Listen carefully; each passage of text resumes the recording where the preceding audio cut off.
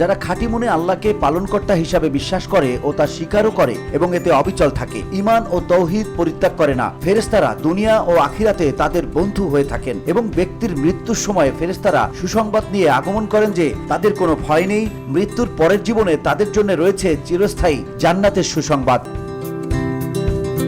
পবিত্র কোরআনে বর্ণিত হয়েছে, নিশ্চয়ই যারা বলে আল্লাহই আমাদের রব অতঃপর অবিচল থাকে, ফেরেশতারা তাদের কাছে নাজিল হয়, তোমরা ভয় পেও না, দুশ্চিন্তা করো না এবং সেই জান্নাতের সুসংবাদ গ্রহণ করো তোমাদেরকে যার ওয়াদা দেয়া হয়েছিল।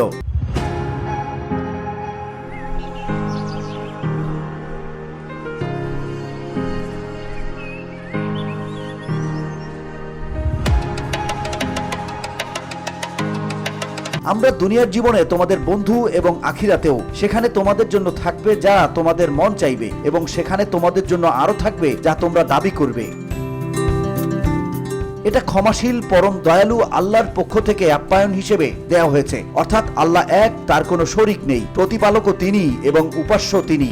যে ব্যক্তি কঠিন থেকে কঠিনতর অবস্থানেও ঈমান ও তাওহীদের উপর প্রতিষ্ঠিত থাকে এবং তা থেকে আদৌ বিমুখ হয় না, তার জন্য এই সুসংবাদ।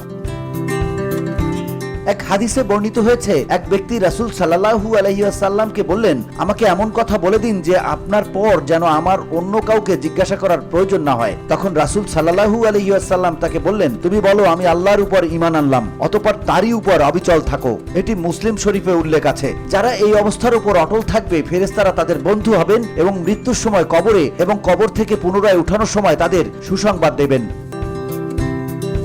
ফেরেশতারা তাদের এই সুসংবাদ দেন যে আখিরাতে তারা যে সকল অবস্থার সম্মুখীন হবে তার ব্যাপারে কোনো আশঙ্কা থাকবে না এবং দুনিয়াতে যে ধন মাল ও সন্তান সন্ততি ছেড়ে এসেছে সে ব্যাপারেও কোনো দুঃখ করো না।